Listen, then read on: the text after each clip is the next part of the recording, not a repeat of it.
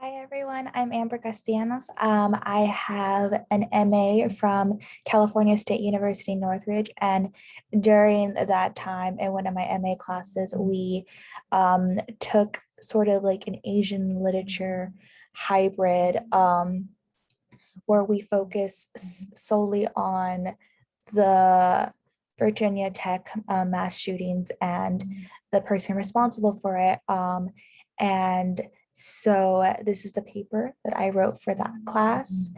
We took a sort of more in-depth look at what might have happened, what did happen, and took a psychological approach.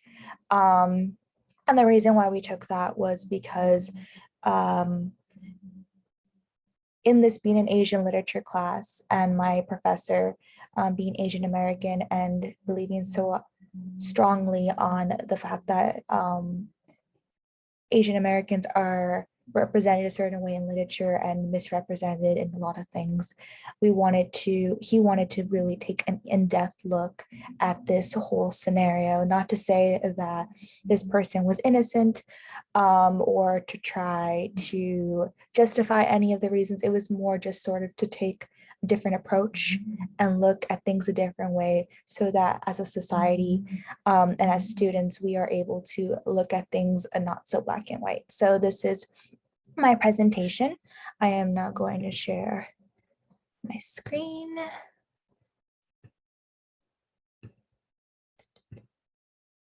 Okay. So my presentation is called, my essay rather, is called A Closer Look at Julia Cho's Office Hour, Who Really Holds the Gun? And again, my name is Amber Castellanos.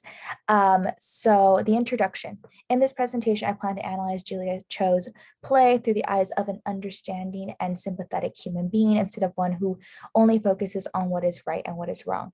I believe that it is not only important to know how to prevent things such as mass shootings, but also to educate ourselves on the severities of mental illnesses and how our own actions can play a part in aiding them. People make mistakes, but how much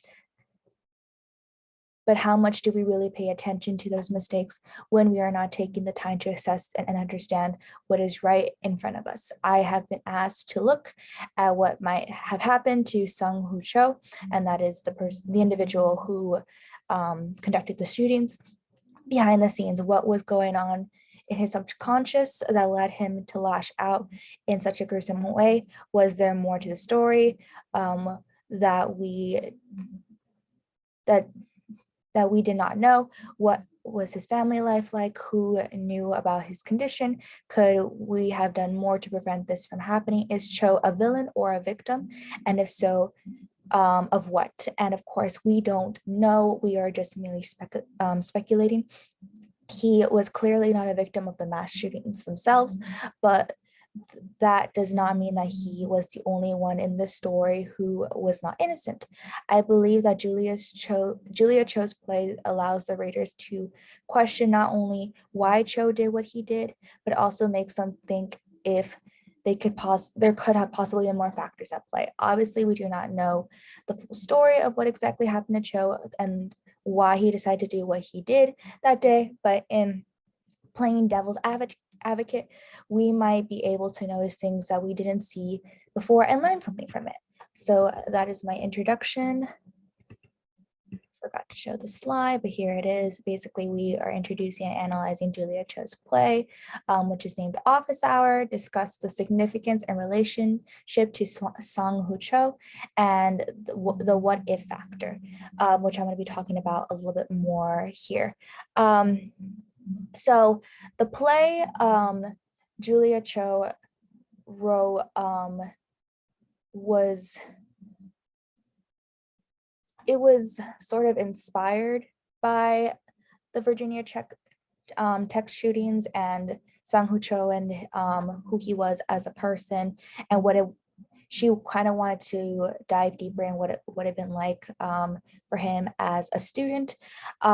She first thought that she should write the play based on them having the same last name, and she found that curious. And at the same time, them both being Asian American, she didn't want to people to keep speculating that she was related to this individual and that in any way, shape, or form, and kind of wanted to shed also light on the fact that even though Asian Americans have very common last names, that does not mean that there's all this relation between them. You can't judge or compare a book based on its cover, and that is kind of more like on the judgment spectrum of things, that just because they are Asian American, they have the same last name, this is how we view them, and or how people could have viewed her. And so she kind of wanted to address that a little bit, and also shed some light on this very troubled man and the incident, and in no way take away anything from the fact that this was such a gruesome thing, but kind of because it was an Asian American shooter, why was there all this judgment and stereotyping going on, and kind of wanted to take a closer look at that. So the Virginia Tech massacre shooting rather, was in 2007. Sang Hu Cho came to campus and he killed 32 people.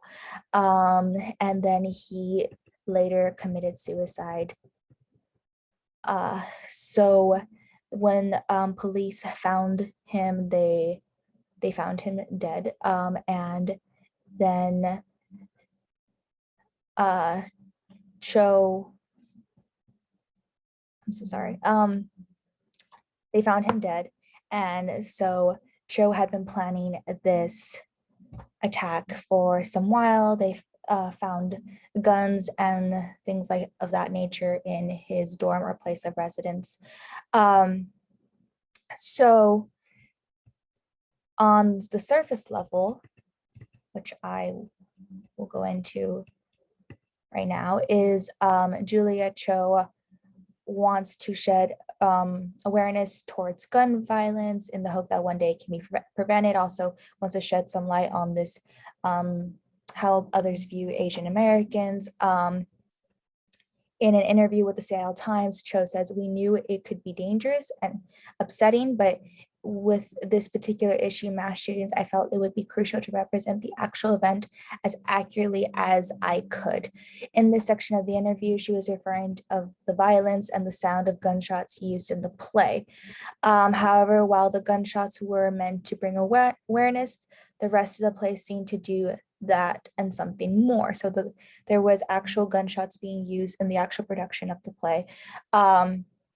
And so when she talks about the play as a whole, she talks about how it in itself is meant for gun violence awareness, but at the same time, we are also looking critically at this individual.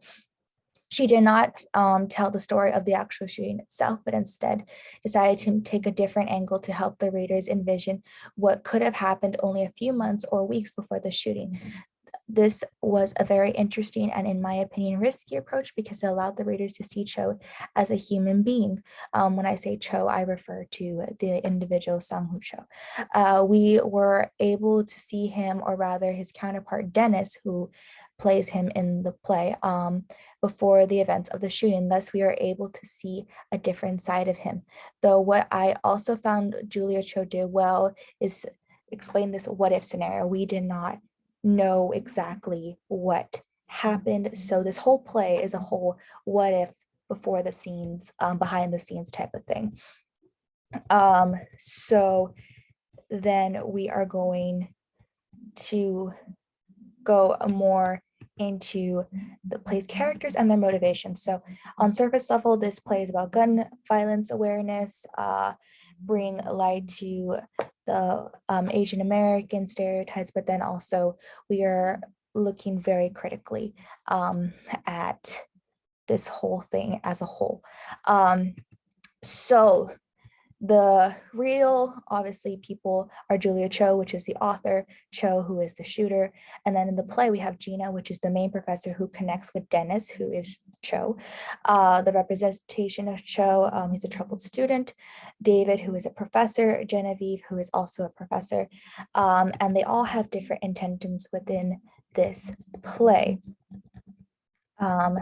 So Gina is currently the professor of Dennis, and she's having problems with him. Genevieve and David have had him before. They talk about how he has issues and how he's troubled. David has a very aggressive way of looking at it, and he's very aggressive when talking about him. They make fun of him, they judge him.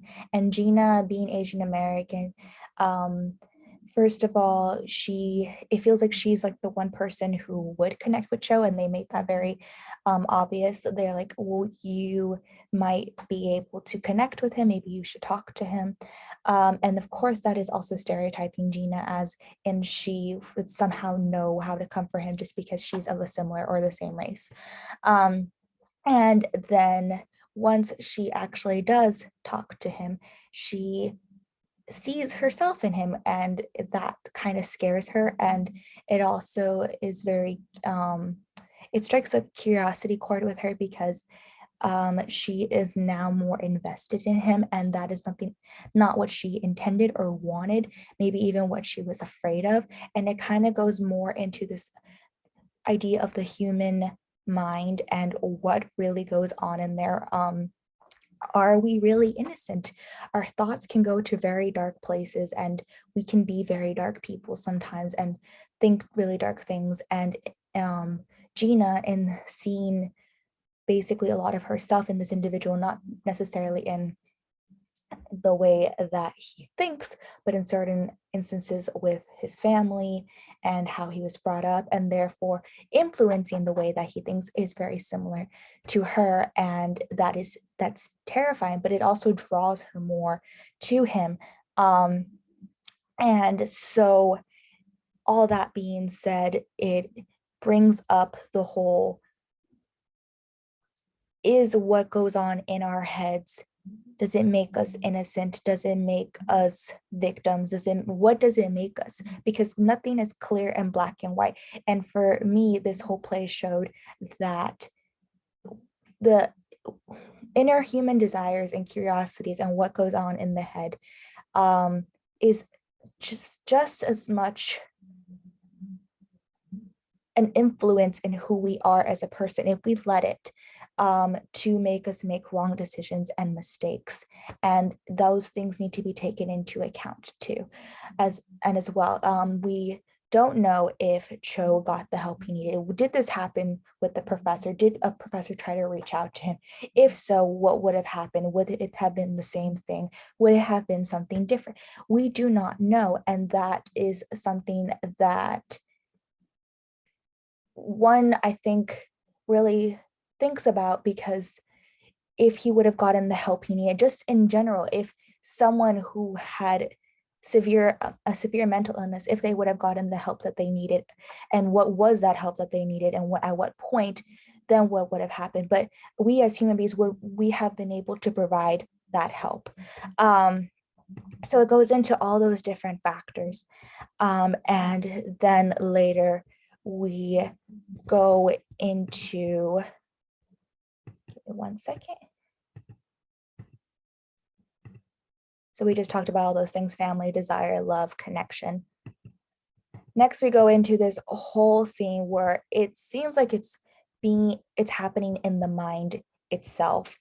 And it's David who comes, and Dennis reveals that he has a gun, and all these different incidents happen where there's one instance of, there's different, I guess, sections that are what ifs within the play that you don't know if they did happen, they didn't happen.